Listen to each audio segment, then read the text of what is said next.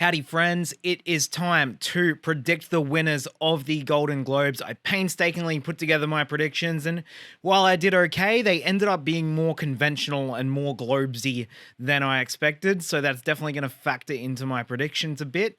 One quick thing, apologies if there's a bit of a whirring noise. I have a fan on pretty high because it is very hot here and I'm already sunburnt and shit.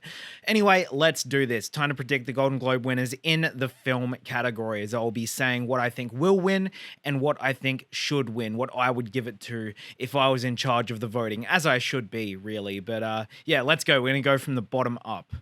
Now, best song is a category I'm not always passionate about, but sometimes if there are some dogs in the race I really like, and here I kind of have it between three, but I do think Naatu Naatu could build up some steam to win the Oscar, but the Globes like their celebrities. They like getting celebrities there up on the stage, and you've got kind of three big options there with Taylor Swift, Rihanna and Lady Gaga, and I'm going to go with Hold My Hand just because it feels like Top Gun is the bigger movie, that is the biggest song, but Lift Me Up could easily win. I do prefer it to Hold My Hand, but yeah, I'm going with Hold My Hand from Top Gun Maverick, as I imagine a lot of other people are. And what I would vote for, obviously Naatu Naatu. That's the best song here, easily, in my opinion. Now for best score, looking at these nominees, it is kind of difficult to make a case for anyone outside of Justin Hurwitz for Babylon. Now, I haven't seen I've seen all of these except for Women Talking, Hilda Guanadotia's nomination, but it feels like the passion's not there for that one. Carter Burwell just feels like here's the nomination and that's it. John Williams, the score is just too sparse and I don't see that as a winner.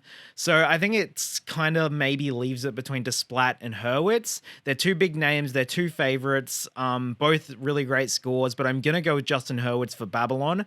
It's the score that's tipped to win the Oscar this year, and the Globes really like Justin Hurwitz more than anyone. He won there for First Man, where the Oscars snubbed him for even the nomination, which was a travesty, by the way. I haven't forgotten about that, Academy.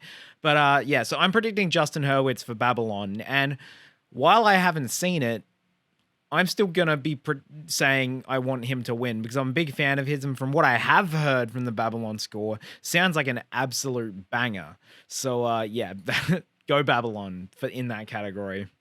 Non-English language. Now, this has been a really curious category for the year. It's a category that I'm particularly passionate about, and the real spanner in the works is RRR because it cannot get in at the Oscars, but it's kind of been sweeping everywhere else. But I think it's closer than we think because All Quiet on the Western Front has kind of re-emerged as a more major contender than we thought, doing really well on the Oscar shortlist and doing even better on the BAFTA long list, getting in like major above the line categories too. So people really like this movie and Netflix must be campaigning it pretty well, but I don't know if that change or in momentum has had time to take effect, and I'm still going to go with RRR to win at the Globes here.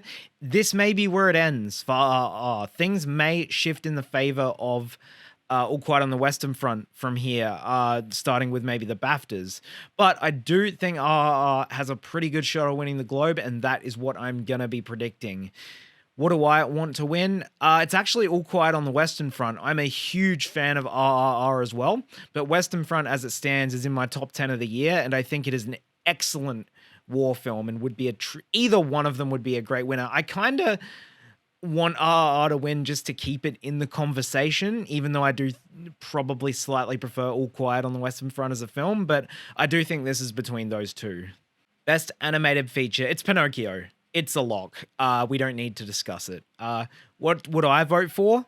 Puss in Boots: The Last Wish. I haven't reviewed it yet on this channel, but I loved that film. I sadly wasn't actually huge on Guillermo del Toro's Pinocchio, despite what a big fan I am of his, but Puss in Boots: The Last Wish is an excellent film, and probably my favorite animated film of the year. Best Screenplay. Now, this really does feel like it's between The Banshees of Inisherin and Everything Everywhere All at Once. It doesn't look like The Fabelmans can win, and it doesn't look like Tar can win, at least not here. And I think we've all kind of collectively decided that if Everything Everywhere and Banshees are going to be splitting stuff, it's probably going to be like Banshees taking screenplay and Everything Everywhere taking picture and maybe director. And I think the Globes will follow suit. They really like Martin McDonagh. They really like clever, wordy scripts like the Aaron Sorkin type stuff. And I think it would be a really deserving way to reward him. So, and I don't think anyone else really has a shot outside of those two. But going with Martin McDonagh for Banshees, what would I vote for? I love Banshees and will be so happy with it winning, but I would vote for Everything Everywhere All at Once. That is probably still my favorite script of the year. Now, Best Director is one of the hardest categories to predict here, I think, and it really does tie in with what I think is going to win Best Picture Drama, or maybe not. But I'm going to go through all the nominees here. So James Cameron for Avatar: The Way of Water. He seems to almost be the favorite among some people. I do a poll with my friends, and majority of the votes are going to James Cameron. And I get that. The Globes really loved Avatar. They sort of got the ball rolling on it. But other future bodies haven't been quite as high on it, notably the BAFTAs. Not that I think the BAFTAs are going to align a whole lot with the Globes, but he's definitely an option. The Daniels, I kind of think they're going to win the Oscar, so it would be sensible to predict them here, but it's the Globes and they do like their bigger names. Baz Luhrmann, I mean, they love Elvis, so you never say never. Mark McDonagh is the one here that I really don't think will win, despite the fact that I think the film is a stronger contender than pretty much everything here except Everything Everywhere. But I think screenplay is the reward for Banshees. And then Spielberg, he's got the narrative, he's Spielberg, and the Globes really did like The Fabelmans. I know they didn't nominate any of the supporting actors, but that's been really unpredictable from everyone, so I'm not really going to hold that as a mark against The Fabelmans. So I'm really between Cameron, Daniels, and Spielberg on this one, and you can make a case if you think The Fabelmans is going to win Best Picture Drama, probably go with Spielberg, even though he missed the BAFTA long list, and I don't think he really has a shot at winning the Oscar now. If you think Top Gun Maverick's going to win Best Picture, probably go with James Cameron, maybe, if they're feeling a bit of a blockbuster flavor and Top Gun doesn't have that director nomination. But if you don't have faith in any of these drama picture contenders as directors, go with the Daniels. Go with your heart, which is what I'm doing. I'm predicting Daniels for Best Director here. Without a lot of confidence, it really could be any of these guys, but I don't have faith in The Fabelmans or Avatar as big Best Picture contenders. And I think The Fabelmans is probably still a top 3 to 5 movie, and I still just don't quite have faith in it winning Picture Drama. It might. We'll get to my predictions for that soon. But with me thinking that these comedy contenders are a lot stronger than the drama contenders, I'm going to go with my gut, and I'm going to say the Daniels win this, even though they're not big names, even though the Globes are going to globe. I could be wrong, but if I'm right, I'm going to feel pretty good about myself. So yeah, Daniels aren't my pick, and they would be my personal pick as well, obviously. Supporting actor, one of the tougher ones to choose nominees, but one of the easier ones to choose winner. I will be shocked if Ke Huy Quan doesn't win this. In fact, I'll be shocked if he loses any of the major precursors. That's pretty much all I have to say. Ke Huy Quan is winning this, and he deserves to win this. Probably my favorite overall performance of the year. Now we're going to have to spend a bit longer on this one. Best Supporting Actress, which has all season been the toughest one to predict, and it has been over the last few years, which is great. It's great that there is such a strong pool of supporting female roles to choose from lately, and it's just getting harder and harder every year. So let's get to them. For me, I think this is between 3. I think it's between Angela Bassett, Kerry Condon, and Jamie Lee Curtis. Dolly Leon getting in here was great, which could mean anything, but it does feel like a bit of a stretch giving her the win. And then Carey Mulligan just feels like that 5th spot making up the numbers. But Bassett, Condon, and Curtis, they all have chances to win major precursors each. They could all win the Oscar. I do lean toward Kerry Condon winning the Oscar right now, but Bassett could win here because she's a big name. The Globes are gonna love her. There's gonna be passion for her. And to echo something that the Oscar expert said, a vote for her is a vote for a tribute to Chadwick Boseman. And that's a lot of what her performance is. And she's great in the movie. Like, I would not begrudge her winning at all. And then you have Jamie Lee Curtis, who kind of just said, I want an Oscar nomination, and everyone was like, all right, we'll give you one. And everyone is doing their best to get her name out there. And the Globes could do this with their love for celebrities. They really like the film. I really think this one could actually happen. I think she's the front runner in terms of Gold Derby and what a lot of people are saying. And it would feel like the most Golden Globes-y thing to do. I am going to predict Kerry Condon. I'm not doing it with a lot of confidence. And I think if you wanted to maybe completely take emotion out of it, or what your favorite is, Jamie Lee Curtis is probably the safe bet. But I know the Globes often start the sweep. Not always, but usually once someone wins the Globe, we're like, this might be our front runner, and then they'll just keep going. And if I think Kerry Condon's winning the Oscar, I'm going to predict her here because I'm up in the air, so that's just what's going to give me a slight edge for her. I think Bassett can definitely win SAG. Curtis might win something along the way, and really the most likely thing for her would be this. But I don't like Curtis as a nomination here or as a winner, and this is just me being personal. And I love that film. It's my favorite film of the awards contenders, but I just don't think her performance is anything near award worthy, as much as I do love Jamie Lee Curtis. So I'm going to be pretty bummed if she wins here. So maybe there's a little bit of hope dicting in that, but yeah. So take from that ramblings, it's going to be one of those three. Go with your gut on it. My gut says Kerry Condon, but I easily could be wrong. And obviously Kerry Condon is who I would vote for here also. Best actor in a musical or comedy, Colin Farrell will win. Colin Farrell should win. That is all that needs to be said. Here we kind of begin my predicted sweep between Banshees and Everything Everywhere. So, yeah. Best actress in a musical or comedy, it's Michelle Yeoh. Like, if anyone would upset, it'd be Margot Robbie, but even that would be insane. If Michelle loses this, I will be shocked.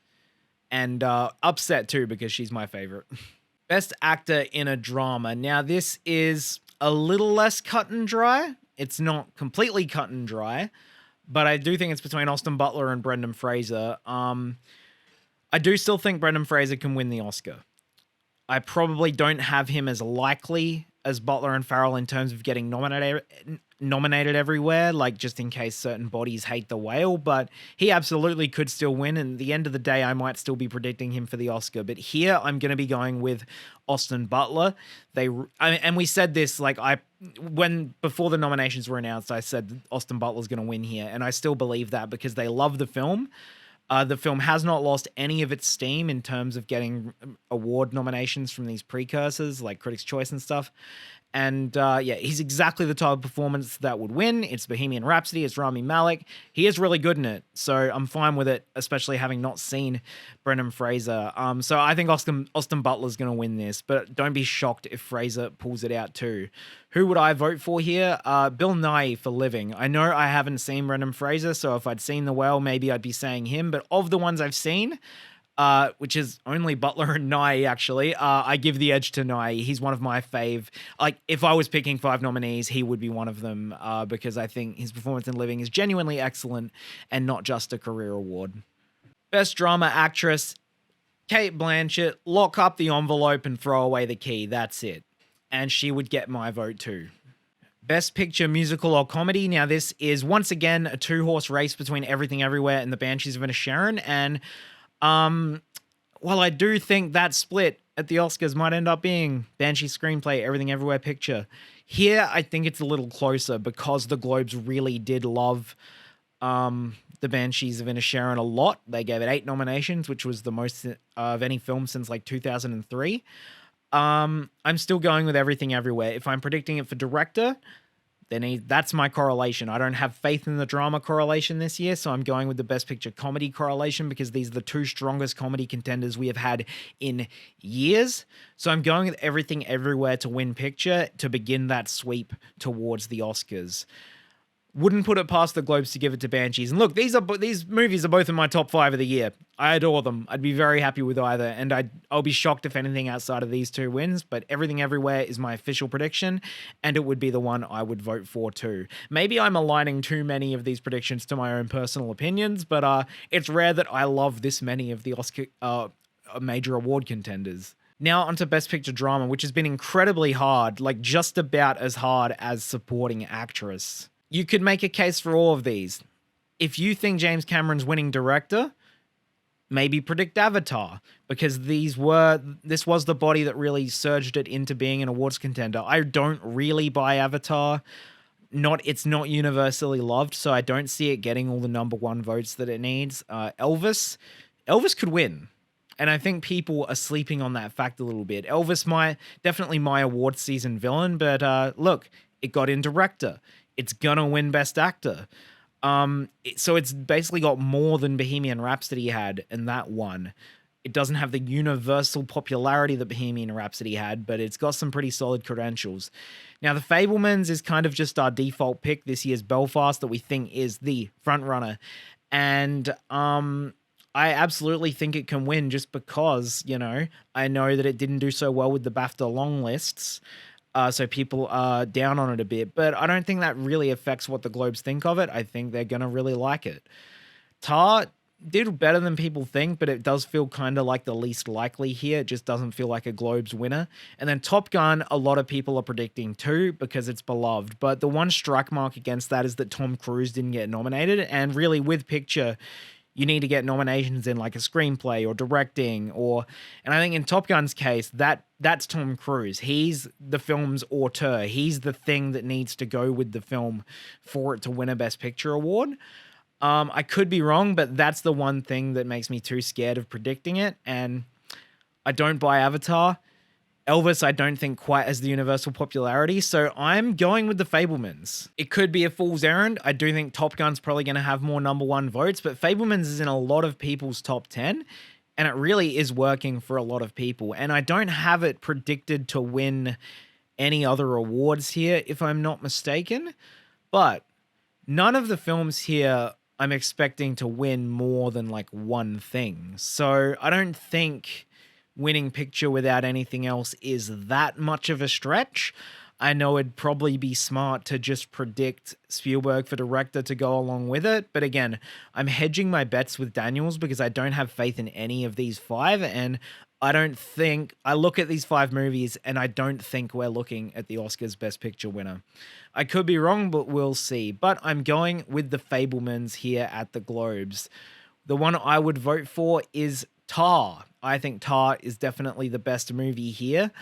It's a film that I really, really admire the craft of, and I'm very glad that it is playing as an awards contender. So that's my Globes predictions. I hope they were well-rounded enough to help you with your choices. And again, you don't have to listen to me. I don't really fancy myself as being that good at predicting what the Globes do. My predictions are pretty vanilla, and they do often go to some left field places. Like they'll often have an actor win who goes on to not be nominated for an Oscar. So who knows? I could have talked about Bassett, Condon, and Curtis for 10 minutes only to have Dolly DeLeon win supporting actress or something. Who knows? But it's looking like a very fun award season so far, and even these Globes I don't think are going to give us full clarity. Stay tuned. I will be predicting the SAG nominees pretty soon. I'll be filming them right after this. And stay tuned for when I discuss the Globes, whether I'll be watching the ceremony with some friends. So I don't know if I'll be able to do live reactions to them, but there will be some video of me discussing the winners after the Globes happen. Ditto for the SAG nominations. So that's it. Thank you very much for watching. Follow me on Letterboxd for all my film reviews. Follow me on Instagram for all my other film-related content, or if you just want to drop me a line and say hi and talk about movies. And I'm currently counting down my top 100 favorite actors on there, which has been a lot of fun. Both of those links are in the description. Subscribe to this channel.